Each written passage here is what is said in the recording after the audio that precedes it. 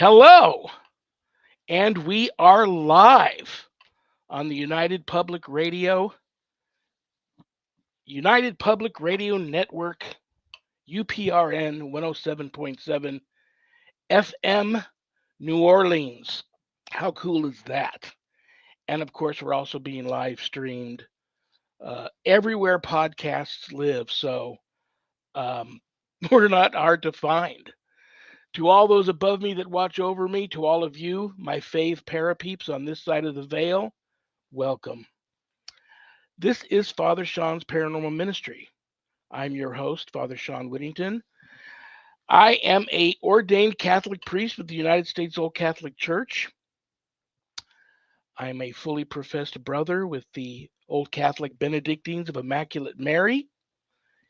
I am a team member with Society of St. Benedict, and I'm co-founder of GhostBegone.biz. And what else do I want to tell you guys? And yeah, I'm that guy on Eli Roth Presents The Legion of Exorcists on Travel Channel, currently streaming everywhere if you haven't caught it yet. And for all those people that continue to discover the show out there in streaming world, and they reach out to me with such wonderful comments and support, God bless you for that. That means a lot to me. And it just a little over a year out since the premiere, and people are still discovering it.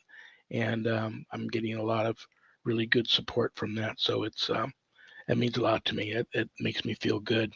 If there's anything you want to know about my wife and I and our ministry work, go to our website, www.ghost-b-gone.biz. And if you go there to visit, remember my wife and I don't charge for our ministry work, helping people with their paranormal issues. So trust me, brothers and sisters, I know times are tough. But if you're able to do so and you see the donate button, click on it and send my ministry in a small donation. I promise you it'll be appreciated from the bottom of our hearts. And trust me, we'll put it to good use. There's a lot of cool things there to see at the website.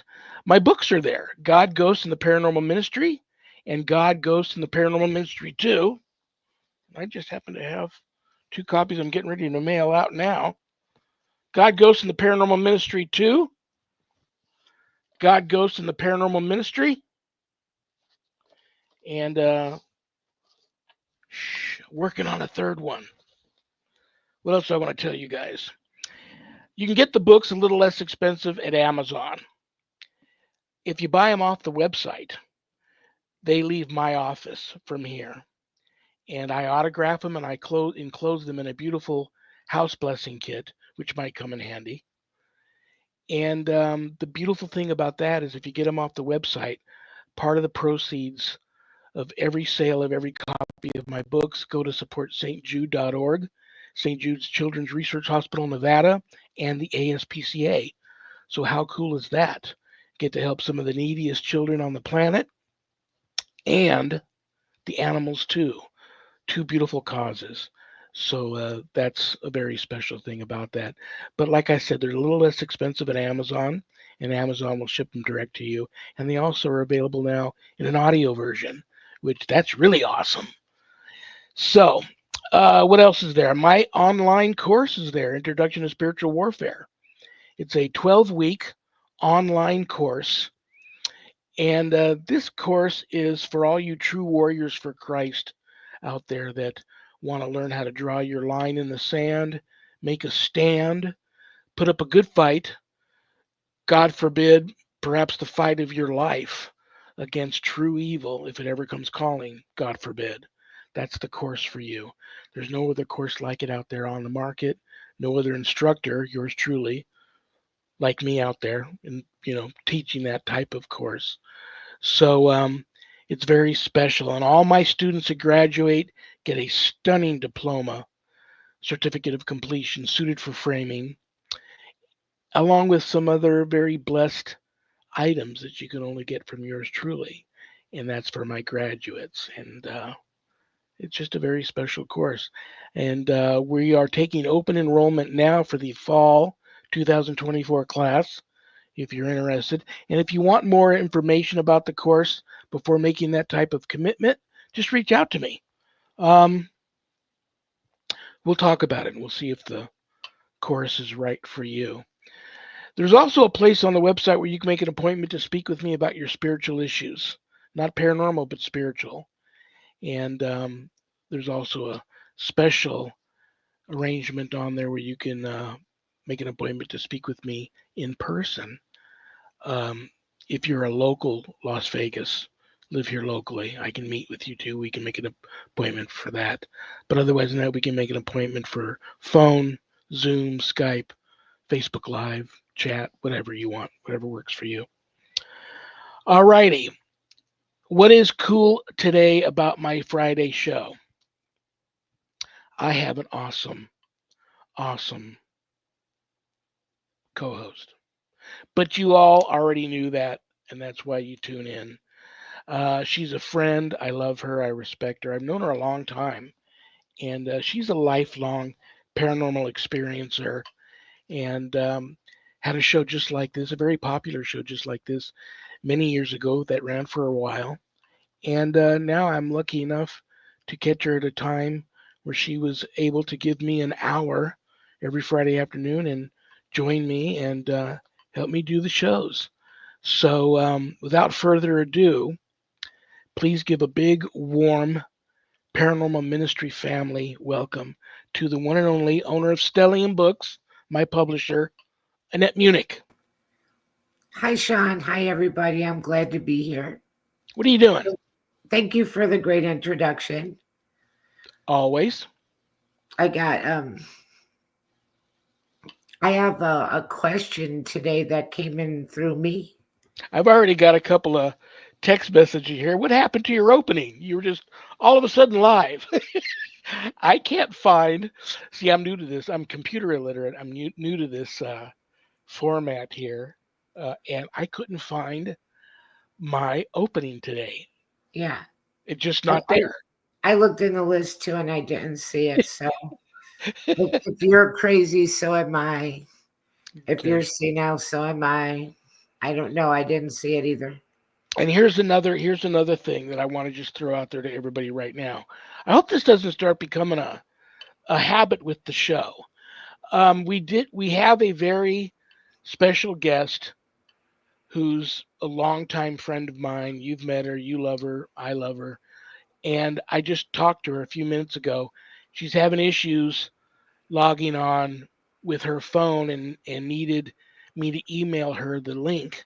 Unfortunately, I just had a few minutes before we went live, didn't have time to do that. And I'm not even so sure I know how to get that link to her other than the way I normally send it to her through Messenger. So she was going to try and log on with her phone and if she could, and if she's able to get here, and it just sounds terrible and it looks terrible, and she's uncomfortable with the arrangement, the situation, then we'll just cut her loose and reschedule her. But Trish Mo was supposed to be here, psychic, host of the Missing Piece with Trish Mo, which I've been a guest on. So, like I said, I'm a little disappointed. I haven't been able to hook up with her, but she may pop in here, so we'll see. So it looks like it's another impromptu. Um, Look who's here. Look who's here. Before I pull her on, and from what I can tell, she looks great. So, anything you want to say to everybody before we check the prayer urn? Hello to Camilla and Roberta, and my little heart for Roberta. And I was going to show the bracelet if you had time to load that where people could see it. But if not, we'll you put it. sent, It's all you right. sent it to me We like do have it because we weren't going to really give one away today, but we will be giving away a Medjugorje bracelet and the stones are from the beads are stones from Apparition Hill, and it's blessed there locally before it's sent to me. And we will be giving out a bracelet, and then also they'll be for sale. And I do have a photo made of it, and we'll put it up on Facebook, and we'll have it for next week. But everybody that's interested in that, we will update you next week. And then we have some really nice stuff coming on coming up for the holidays. We have some frankincense incense, and you are gonna bless some of those for people, and we can give away some incense and also have those for sale. And so that'll be kind of cool. And I have a Christmas bracelet. Hi, Infinite Joy. And I have a special question today, and maybe Trish might have some ideas on it because somebody came to me and it's really kind of interesting, but it's something that you have dealt with. So I wanted to ask about it today. Very, very, very cool. Yeah, I this was an easy show to prepare for. As soon as I announced she was going to be here, some of her fans and followers sent me questions to ask her. So I've got a small list of stuff I'm going to ask her from fans and followers of hers. But let's check the prayer urn in the mailbag real quick, and then we'll get her on.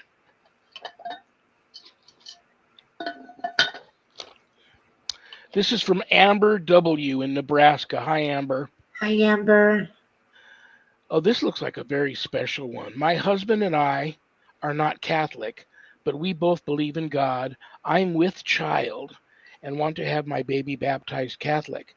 Will that be possible? And could you pray for my baby? That's a beautiful request. You know what? Um, Amber, check with your local Catholic diocese in your area. I'm almost positive. I'm almost positive that as long as you and your husband both have a founded hope in raising that child Catholic, I don't think there's going to be an issue, and I think you can still have your baby baptized. If there's a couple of hoops to jump through, it wouldn't be much. Maybe send you or your husband, one of you, um, as the parent, to maybe a catechism course for adults, a short catechism course for adults, and get baptized yourself and become Catholic. But I don't think it's going to be an issue. But would you do me a big favor, Amber? As soon as you talk to your local Catholic diocese about that, get back to me and let me know what they said. But I'm almost positive it's not going to be an issue. If that's what you and your husband want to do, and you express that to the priest, I think it's going to be okay. But yes, I'm going to offer up a very beautiful prayer, and I already know which prayer I want to offer up for you. It's going to be to the infant baby Jesus of Prague. And I know there's a place in that prayer where I can also offer up a personal prayer for you too. Prayer to the miraculous infant of Prague.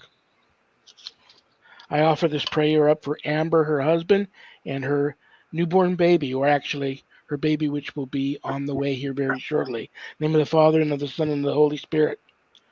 Dear Jesus, little infant of Prague, how tenderly you love us. Your greatest joy is to dwell among us and to bestow your blessings upon us. So many who turn to you with confidence have received graces and had their petitions granted. I also come before you now with this special request. Dear Lord, please send the Holy Spirit down to enter and intervene in the lives of Amber, her husband, and her unborn child, which is on the way, and let there be no issues with getting her child baptized, and bring that whole family back into the loving arms of God.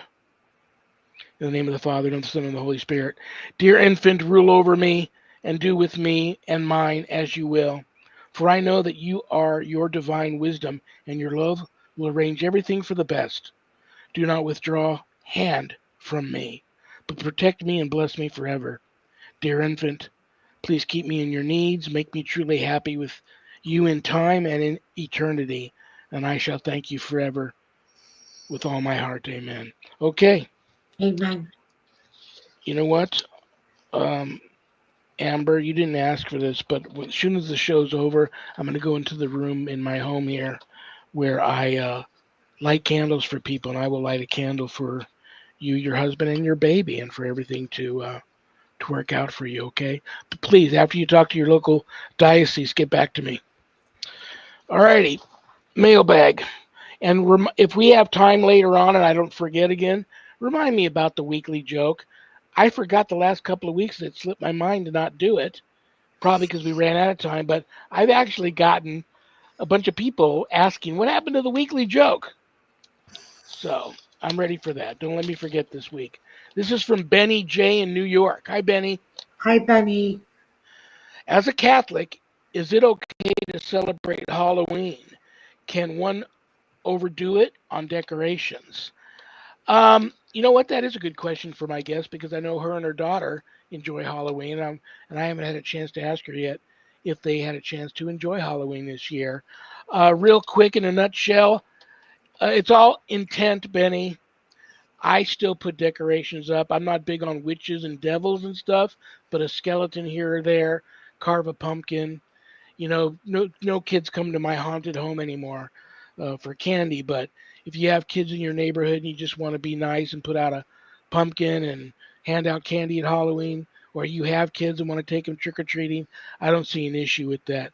But I did work a case where that was an issue. I walked into this woman's home, ceiling to floor, wall to wall, in every room. Her home was like a place where you go to buy Halloween decorations. And she had a lot of issues, but I think it was more due to many of her Halloween decorations were antiques that she had purchased, and some of them might have had attachments, but I don't know.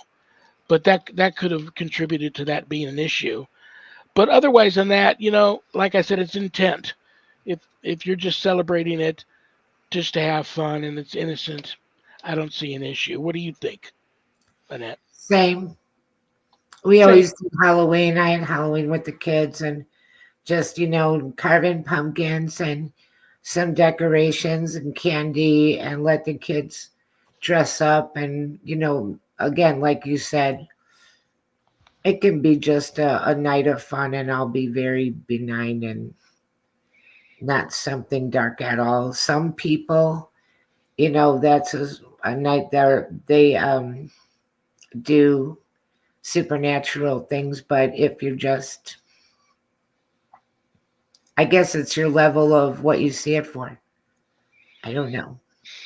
Well, that is going to be a great question. It's meant to be for my guest. I know sure her and her daughter enjoy Halloween, and they've gone out and had fun doing it before. So, are you ready to bring her back on? It's been a while since you two chatted. I'm gonna let you chat with her this time. Brothers and sisters, you all tuned in for her. I'm glad she made it. Hopefully, she look from what I can tell, she looks very pretty today. She looks good. I'm sure the audio is going to be great. Um, she was the host, and we're all hoping she brings it back one day. A very popular podcast, The Missing Piece with Trish Mo. I love her and I respect her. She's super cool, and she's also an artist. And I've been on her show, and she's been on here before, so she's basically backed by extreme popular demand. Please give a big, warm Paranormal Ministry family welcome to Trish Mo. Hi, Trish. Hi. Welcome back. Welcome back. So Thank glad to you. see you. Are you on your phone? No, no. Oh, well, I was going to say you look great and sound great, so. Okay, you can hear me. Great. No, I'm in the studio. So I kind of, it's one of those things where it's not my setup. So I don't know where anything is. And Well, you know so, me, I am so computer illiterate. I rushed over here real quick and looked around. I'm trying to figure out a way to email the link to you. Usually I have Michelle DeRoche, my producer, do that. Um, but I couldn't find it. And then I get on here and I couldn't find my show opening. But I had Annette look too, and Annette couldn't find it. So we'll get all of that worked out. But I'm so glad you're here because as soon as yes. like Monday, when I told everybody you were going to be on, everybody just started reaching out to me, and everybody loves Really? you, and They didn't forget about me, huh? no, they didn't forget about you. But I will off the top here before I let you and Annette chat. Um, Two things. I know Camilla is in the audience listening. She was wondering if that stuff I sent you about her issues when she was young, you might have an answer for her. And I hopefully she doesn't mind us talking about it live on air. But also, you have a lot of people that reached out to me this week wanting to know what happened to the podcast. And do you plan to bring that back? I do. So that's my life is in constant transition, even as a person, you know, I'm constantly transforming, constantly changing, because I learn, you know, every single day. I learn new things. I learn, my beliefs change, because it's one of those things we don't know until we know. So I've been thinking about that a lot, you know, based on, like, you all were talking about Halloween, you know, and if people decorated and things like that. This year, I actually didn't, because not because I absolutely love the holiday. I love dressing up, things like that. But sometimes, you know, decorations can be completely innocent if you don't attach meaning to them, you know. And for us, for people in our line of work, it's hard to do that because, for instance, if I were to put, I don't know, a statue of Bigfoot in my yard, I promise you, I would run into Bigfoot like within the next few days, because it's one of those things, like it's Yeah. manifest. I was joking with my dad. I'm like, I should put like a, you know, people put like body bags in the front yard and stuff that look like, you know, crime scene. I'm like, ooh, I probably shouldn't have said that, because I'm going to stumble across a crime scene here in the next few days. And that's like, so I'm always very conscientious now about what I read, what I listen to. You know, every one of your see no, hear no, speak no evil type, you know, it's one of those, like, those are all literally portals to your soul, you know, the eyes are the windows to the soul. So everything, I'm very conscientious about what comes into my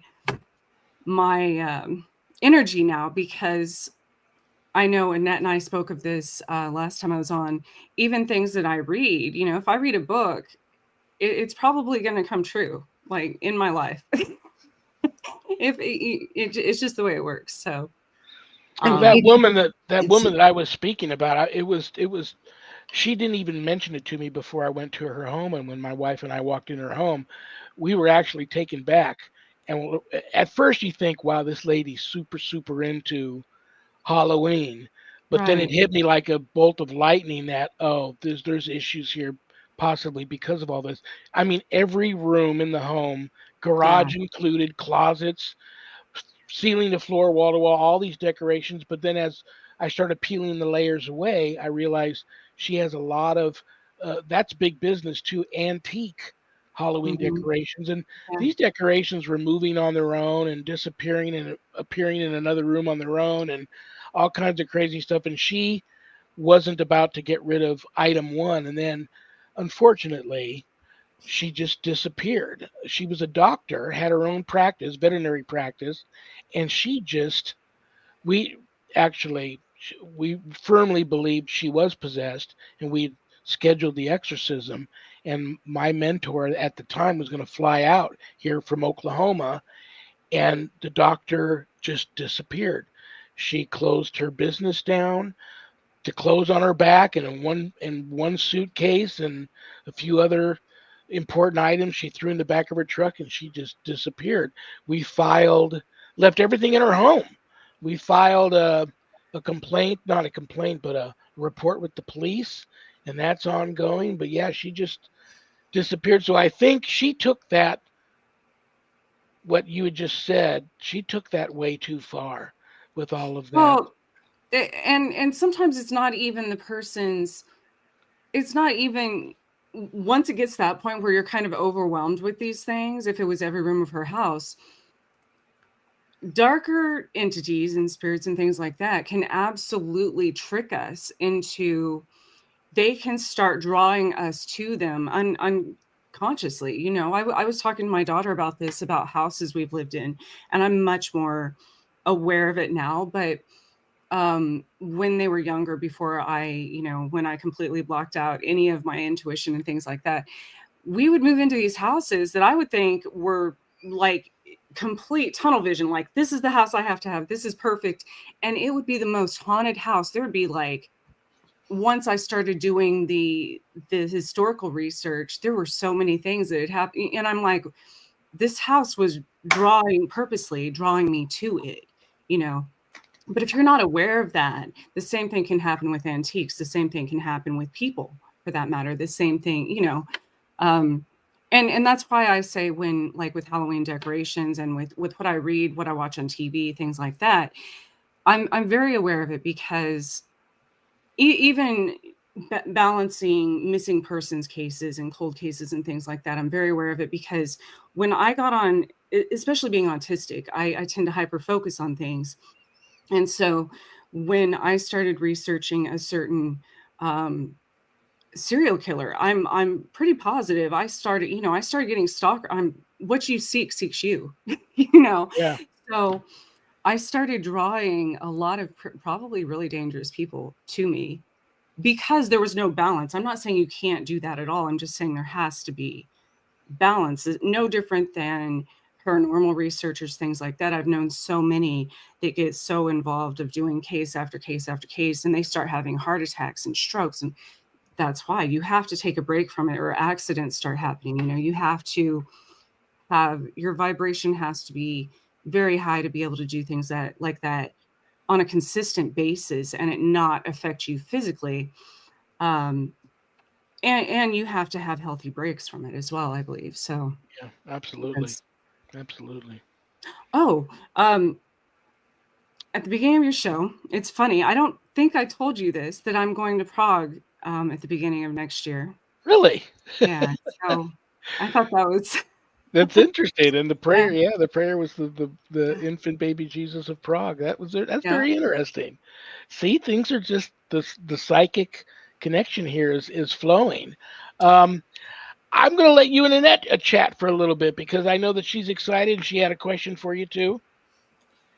Yeah, and I agree with Father Shawn. You look lovely today. I Oh, love thank your you. hair like that. And I was so excited that you were coming back. And I love the Civil War topics, but I was wondering if it would be okay if I brought up that question that I got, because I wanted to see what she would say about it too. It's really interesting.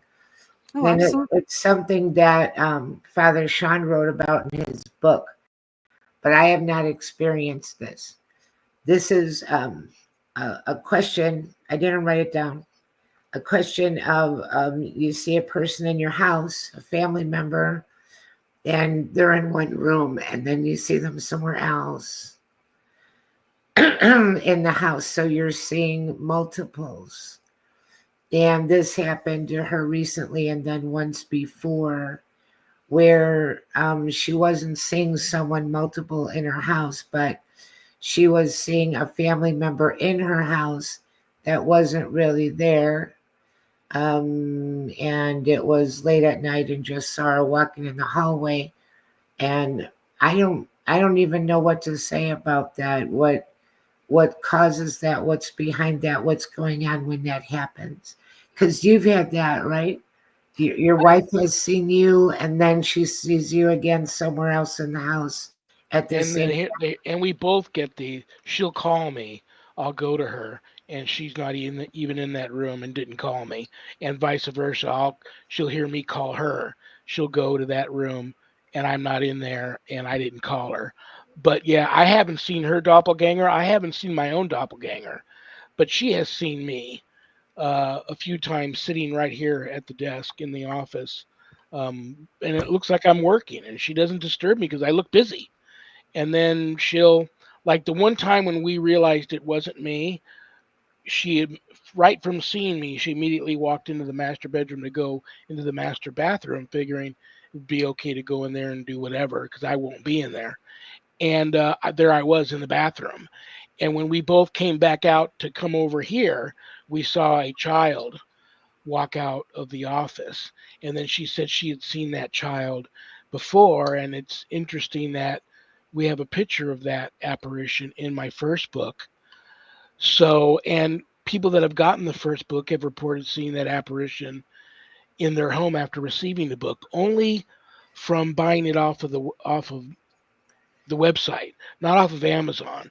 I may have had one person off of purchasing on Amazon reporting weirdness, but usually the people that have seen that apparition have gotten the book from my office, sat here for a while, picked up whatever it picked up, and then after I autographed it and sent it out, something traveled with it, which I find amazing. What do you think is behind it? Is that something malevolent, or the only thing I had that's anywhere similar to that is one book that I was working on, and I was alone in the house. I sneezed, and then I heard myself sneeze behind me, Yeah. and I thought that was very freaky. Well, what's weird, it's like what Trish said earlier, and then I'll shut up. She said, "What you seek seeks you." I don't seek what in my own defense. I don't seek Right. um, these cases or the demonic or anything like that. But they come, we have paranormal drive-bys here all the time. I'm constantly blessing, cleansing, smudging my home, and I say mass here every day in the mornings.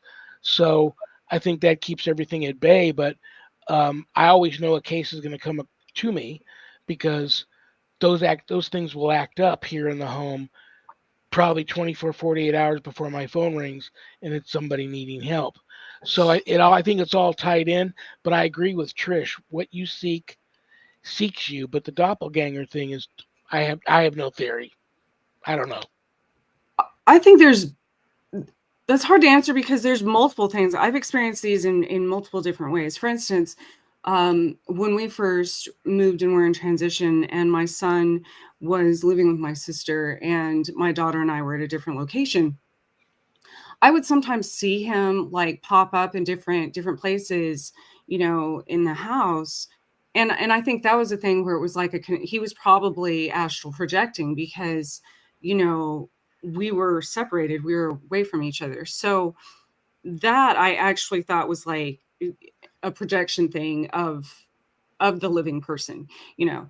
Now, a second scenario, there have been instances where people have seen me in a completely different town. They're like, "Oh, hey, Trish, I saw you running and, Topeka." Yes, I'm like, I wasn't anywhere near there. That's kind of weird. So my theory, I'm like, I haven't decided on that, whether that's like a doppelganger thing or where it's this multi-dimensional, uh, this multiverse we live in. Maybe for whatever reason, one of us slipped into a different part of our being, and that's the part they witnessed. And then other time, the echo thing, when you all say that someone like you sneezed and something behind you sneezed, or that happens so often in the forest, those are tricksters. So I wouldn't say they are always negative. However, you have to be very careful because in almost every culture, in Native American beliefs, in witchcraft, in every, even down to um, demonic entities and stuff, they can mock. And when you talk about like walkers and stuff, um, that's how they draw people to, like kids out to the forest. They call their name and it sounds like a family member calling them, and then they draw them out into danger or things like that, or they draw them out to put them in danger. So that one you have to be careful about. If it sounds like an echo or like a mocking scenario. Um, so that was the third. Now the fourth, which has actually been all over the news. I wasn't even aware of this until literally on my way here. Is extraterrestrial, like literal interdimensionals who also tend to try to um, mimic humans. So that's something else. And it's hard to discern, which one you're dealing with. I know from a demonic level, when I lived in upstate New York, um, it was actually right on Lake Ontario, right where the Battle of 1812 happened. Like literally, that I lived right there, and I thought that I was having this conversation. We had all these hornets and wasps, like all of a sudden invade my house one night. This is in the middle of winter, by the way. And so as you both know, any type of infestation like that, especially when it's sudden, usually isn't a good thing at all. And so something woke us all up in the middle of the night, and I thought that my partner at the time was downstairs, or he was actually physically downstairs, but I thought that I was having a conversation with him. Wow. I mean, completely did not look, transparent, look like an actual person. We had this whole conversation, and then the man sitting there on the couch, all of a sudden, his face, it kind of looked like a,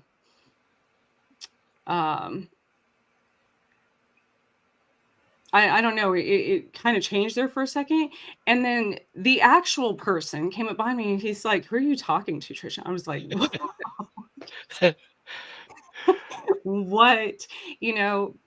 So that's Do true. you have I take it you're not with this person anymore. And does that does do you having those types of things happening to you, does that affect your relationships?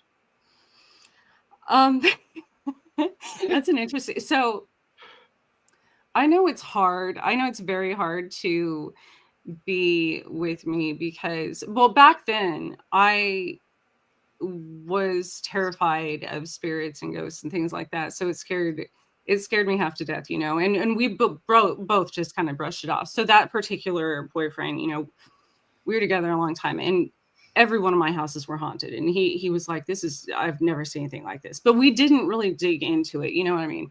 Now that I'm very aware of this, and this is my lifestyle, and this is what I do, and it happens, but on the flip side, my life is magical. It's absolutely magical.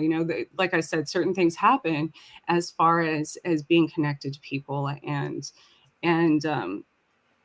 it it really does change your outlook and your perspective on the world, and what it the beauty in the world, even with all the darkness too. There's still meaning in everything, and um we miss that a lot, and it's easy to miss when you are dealing with crimes and paranormal and possession and things like that. It's easy to get drawn into kind of a darkness, and um but again, like I said, there's so much positivity on the other side. However, to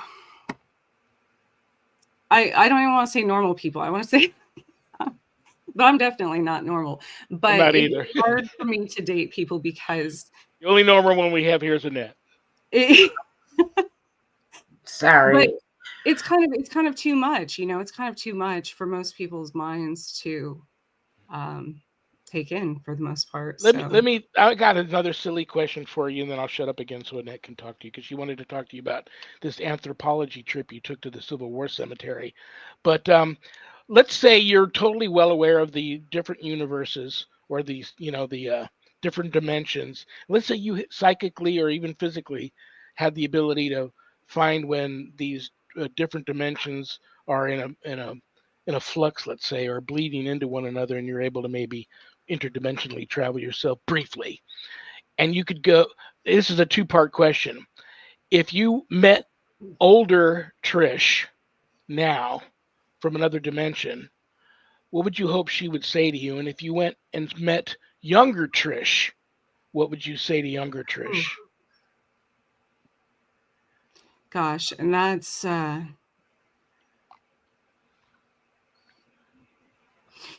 see this a lot with my kids. My daughter's like a mini me, she's exactly like me. But the irony, in one of my past lives, she was actually my mother, and my son was actually my father. And therefore, it causes a very interesting dynamic in this lifetime because they still see me as a child. It was unconsciously for a very long time, and then my daughter started remembering things. And so it's interesting. It's obviously there's a purpose. We're meant to do that, and we're meant to interact with people from different lifetimes or dimensions or whatever you want to call it, because times actually doesn't exist. But um we're meant to do that so we can live in from other perspectives, so we can see why, so we can forgive, so we can heal from things. If something really bad happened, say that if she was my parent in a past lifetime, and I had all of these resentments towards her, and now I'm the parent, and now I see why certain things happen. So I get this kind of deja vu when her and I, um, and that's what I've been studying too. People tend to repeat things also that they, as history, does too, and not just from, I'll say from a scientific perspective, not just if you don't believe in past lives, it follows your DNA. So we create these habits in our DNA, and we don't realize that we're doing these things. I mean, if you, even as a photographer, I realize this. I would wear something and then see a picture of myself 20 years down the road. Facebook does like what happened today, 10 years ago or whatever. And I'm like, man, I pulled this shirt out and I haven't worn it, not this specific one, but, and it's just something really, specific that you haven't done in 10, 20 years. And you're like, I did that on the same exact day 20 years ago, which you would not have known. You wouldn't have even been aware of or conscious of had you not seen that picture, And so it tells us that we absolutely get in these habits of doing things. And I think that genetically follows our DNA, because now it's proven that mothers share actual brain cells with their babies, and vice versa. So that's going to continue on from every generation. We still have these habits that are just continuing. And so I think it's interesting to consider from different perspectives, and it helps you be much more, you just develop a greater empathy for everything and an understanding if you see it like in that way, I guess. It's like the bigger picture.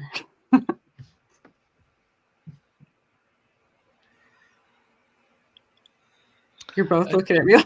Yeah. Great answer.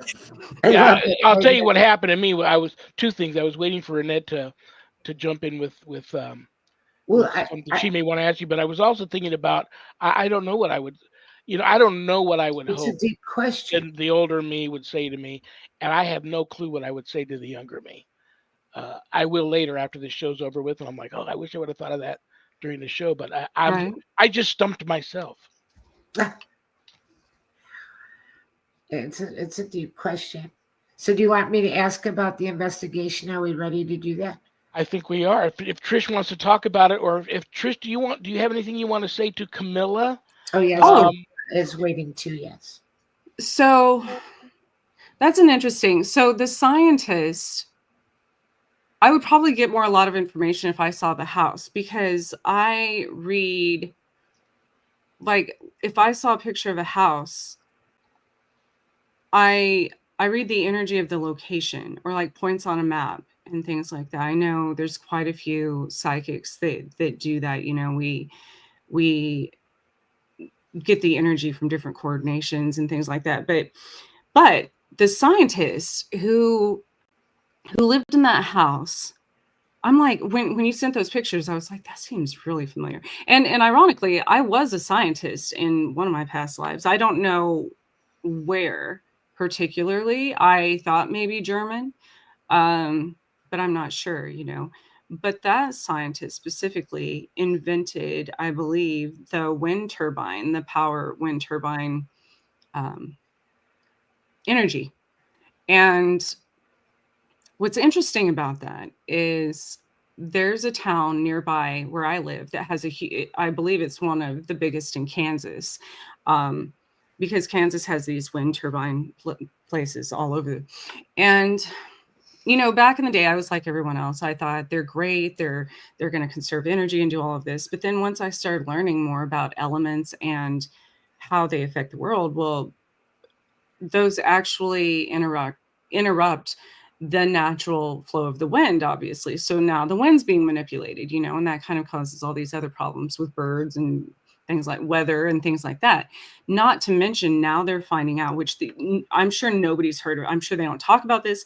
I only know because I have heard from the local farmers that how much they are affecting the local farms, and their animals, their livestock aren't reproducing like they were prior to those being right next to them. You know, they're huge, and you can see the lights from these things. It's a whole, it looks like a line just that covers the entire horizon of red lights, you know. And I'm about 40 miles away from this town, and we can see them perfectly from where I'm at.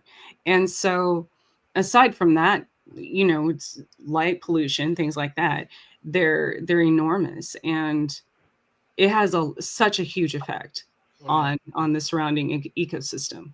Yeah. So Mm.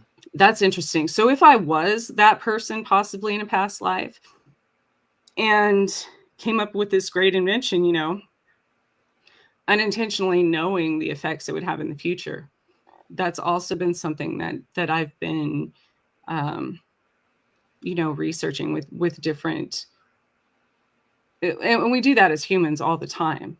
You know, I've done it in my this lifetime. It goes back to your question of, you know, if your future self could tell your past self and your younger self, we only know what we know. You know, we can't. We Yeah. always, if you're doing things with the best intention, even scientists, look at Nikola Tesla. He invented all these things, and then towards the end of his life, he started becoming very isolated and not sharing his inventions and wanting to hide them because he knew, he even stated, these inventions will destroy man someday. And he was right. You Yeah. know, so there's things that we do with the absolute best intention. And um I'll hook you and Camilla up so you guys can talk maybe, and she'd be willing to send a picture of the house, but I'll connect you two together. I think he was from Denmark. Well, yeah, I think Yeah, he was she's from in Denmark, Denmark. right? Yeah, yeah, Yeah. he's in Denmark. um so which goes to how I began my Civil War research and even going into anthropology, which has been, I haven't been back to KU in over 20 years. And it was a very last minute decision this year. It was a very, ironically, my first class, first studies, was called Becoming Human, which is very ironic, you know. Um, and so aside from studying, and I thought, you know, because I always came across bones and I was always fine, so I'm like, I might as well study them, you know. That's, or study how to identify them at least, you know. So um but before that, I have always been huge on historical research and genealogy and things like that, and I was very drawn to a place in St. Joseph, Missouri, which is where Jesse James was supposedly killed. And so I had gone there last year. I did all this research on the Pate House, which is by far one of the most fascinating museums I've possibly ever been to in my life. It was the original Pony Express museum, or Pony Express station, later became the World Hotel. And this place is like something out of Alice in Wonderland, because they literally back then had rooms with doors that were like not even 4 foot high. I mean, they had multiple rooms that people could stay in. And then they also had the world's largest man come stay there. You know, he was like, there's a cardboard cutout. He's like 8'11" or something. So it, it's a it's a very interesting place. But um, after that, once I started, I was like, wow, this is interesting. And so I started researching Jesse James. And then it occurred to me, I'm like, huh, that's weird. I've like literally had the same things happen to me as Jesse James in life, not in the Old West. However, it if Jesse James lived, he was born in 1844. So over 100 years ago, obviously. Um, if a person, if you track their from a genealogy standpoint, they would have hundreds of, you know, it branches out. They would have hundreds of possible relatives. So I'm not saying like the future people are that same person, but if that person's habits, like we are talking about, if things they do in their life and involving karma and things like that, follow their DNA. Okay. So when I I was see where younger, you're going with this. I see where you're going with this. Yeah, when I was younger, I witnessed this little girl get shot in front of a library, right? That was one of the major things that affected Jesse James, because it happened during, he didn't shoot at a little girl. She was caught in the crossfire of people trying to shoot at him during a bank robbery, which obviously was bad. But he ended up writing a letter in the newspaper. She didn't die. He wrote a letter in the newspaper saying that he would pay the family's medical bills, things like that. But I actually saw, and it's always bothered me.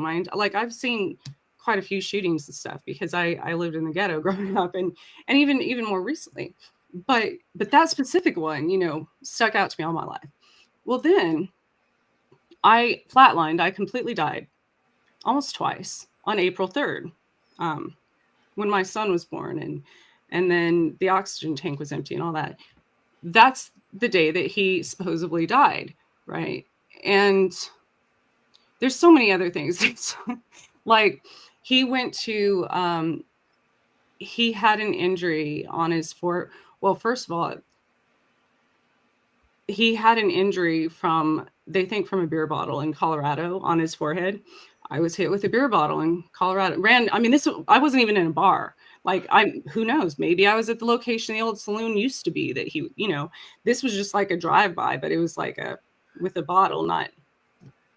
So there's all these things. And then last February, I got really sick. They said I had pneumonia, and then they did x-rays on my lungs, and they said you have a weird infiltration, like a hole in your lung, in your, I believe it was my right lung.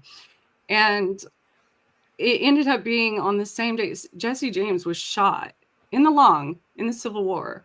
And he had gone to Kansas City to the hospital he took him about 5 years to recover from this. So here I have this random hole that shows up in my lung. Like, I'm in this, like, in real life, like, this happened. And then my dog gets sick, right? One night, it was around, I want to say, that might have been like March or April. I had just ordered, her name's Ella, but I ordered her this new patch to go on her harness that said Ella, and it had a star next to it. She gets really sick. She was literally vomiting blood all night. And I was so, I took her to the vet. They did all these tests and everything. And he's like, pretty sure she's fine. I'm like, I thought she was like literally going to pass away. Right. Right after that, I learned that Bella Starr, which rode with Jesse James, a very good friend of his, she was shot multiple times on the same day that my dog got sick. That was Ella Starr. And I'm like, okay. Well, that's a lot of coincidences, right? And then there's so many other things, so many. You need to write a book. I was going to say, this sounds like a great book. And this is and that's the one you want to. And I know who could help you with that, but it's a great story. I know that I'm a couple of minutes away from having to kick you out of here. I'm going to just be quiet, and if Annette has anything she wants to talk to you about or ask you, I'll let her do that. So you went to a Civil War cemetery? Actually, I went to two battlegrounds. One of actually the largest in the Midwest last weekend, with my anthropology group, and we went to in Missouri, southern Missouri. It's kind of south, near Springfield, Missouri. It's called Wilson's Creek Battlefield, and there was a family that bought a cabin there, and one day they had taken the horses to the kids. They had 11 children in the family, and the kids took the horses to the creek to get water, and a Union soldier came up to them and said, "You run home as fast as you can. There's about to be a battle here." And all of a sudden there were 12,000 soldiers, basically in their front yard. And one of the biggest battles ensued there, because Missouri was they were a split state when it came to whether they were, Union or right. Confederate at the time. This is so cool, because I used to live in Joplin, and I was at a haunted Civil War site in Carthage, Missouri, that the house was part of the time occupied by the North as a field hospital, Mhm. and part of the time occupied by the South. Yeah. And that's what happened to a lot of them because which Missouri has, even in the northern part of Missouri, from my understanding, there was a lot of Southern sympathizers as well. And then we also went to Pea Ridge, which is in the northern part of Arkansas. And this last week, I also realized I knew my great grandfather, fought in the Civil War somewhere in that area. I knew he was I found out he was in the Arkansas infantry, and they were 100% part of both of those battles. So there's so much history. I mean, you can't. And just being there like that, of course, it just looks like Missouri hills and things like farms and things like that. But to think about thousands of people died there, Right. thousands of people for a ridiculous reason. And even today, we, as a world, we fight over the most ridiculous, usually money, power, still, Right. things like that. So we haven't actually learned a lot. But Trish, did you have fun when you come back? did I what? Did you have fun when you come back? Oh, of course. Listen, I'm gonna cut you out of here, so I don't run over into the next show because Absolutely. we've got Spirit Switchboard with Carrie Lynn Shellhorn coming up, and that's a great show, and I don't want to run into her time. But I love you. I respect you. I'll reach out to you with some dates and get you back here, and we'll talk some more about all of these funky things that happen to you in life, and I'll hook you and Camilla up. But thank you so much for being here. Have a wonderful remainder to your Friday You evening as and your well. It was weekend, great. and give all your kids a big hug and a kiss for me, okay? I will. Thank you so much. It was great seeing you too. Thanks, Trish. Great seeing you. See you later. Bye bye, Bye. Trish. I'm so glad she was able to make it. Me too. Next week's guest, you're going to love him. I'm not going to say anything other than just his name. He's a retired police detective. He's the host of the Minor Details, the Danny Miner podcast. So Danny Miner will be here next week, the 22nd. You're going to love him. Very And cool. you ready for the joke? Let's do Try the to get the joke. joke out of here so I don't have any people getting mad at me This anymore. is the fastest hour of the whole week. Yeah. This is this week's joke. What's brown and sticky? What's brown and sticky? I'm going to pull another one. It's a stick. That's not that good. What's brown and sticky is a stick? Yeah. I'm going to pull Oh, another one. Here's another one. God, I got a lot of people sending me jokes lately. What does a spy do when he is cold? um, He goes undercover. he goes undercover. Okay, I well, love you. I Have a love great. you. Great, great. I'll see you this Michelle, I'll Friday. talk to you soon. I'll get Michelle send a picture of your bracelet and we'll get that loaded up and we'll show everybody next week your bracelet. Perfect. I love you. Take care. Have a great weekend. Have a great weekend. Bye bye, Annette. Bye. All right, brothers and sisters. Annette Munich, Trish Mo. I'm a lucky man. I can't think of a better way to spend a Friday afternoon, but with those two beautiful, talented, gifted individuals. Thank you to United Public Radio Network, UPRN 107.7 FM, New Orleans, for picking up my show. God bless Michelle DeRoche for making that happen. She's the coolest. And God bless each and every one of you for tuning in because I mean it. I don't have a show without you guys, so God bless you all. Don't go anywhere. Stay tuned for Spirit Switchboard with Carrie Lynn Shellhorn. That's a great show. And sponsors. If you want you or your brand to be given a shout out live during the show, reach out to uprntalkradio.com. Talk to them about being a sponsor and let them know you want to be on Father Shawn's Paranormal Ministry show as a sponsor. So, what else do I want to tell you guys? I love all of you guys. Remember, We may have done what the devil said we did, but we are not who the devil says we are. Good night, Danny. Good night, Jack. Good night, Dog. Good night, Harold. Rest in peace. Good night, Ernie. Good night, Bill. Good night, Dan. I love you all.